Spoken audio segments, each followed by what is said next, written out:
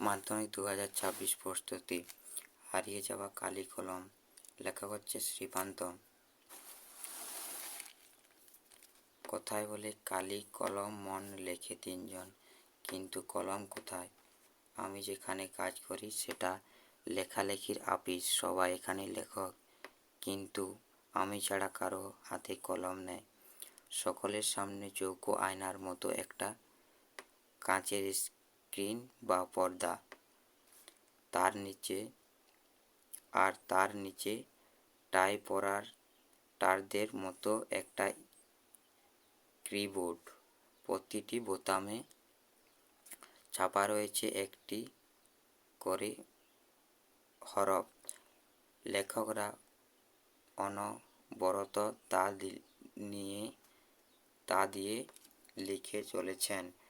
মাঝে মাঝে লেখা থামিয়ে তাকাচ্ছেন সে পর্দার দিকে,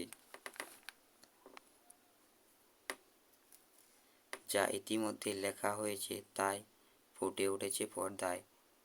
আমি যা লিখছি ওরা ভালোবেসে আমার লেখাকেও এভাবে ছাপার জন্য তৈরি করে দেন।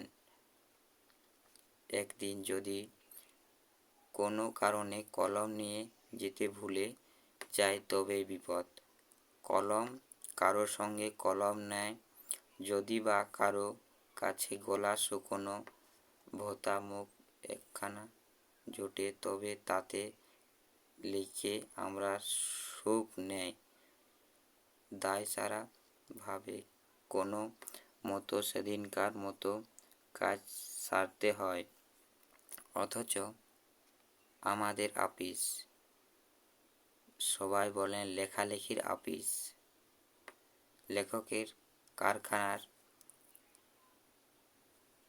বাংলার একটা কথা চালু ছিল, কালি নেই কলম নেই বলে আমি মুন্সি, কাল গুনে বুঝবা আজ আমরা তাই ওই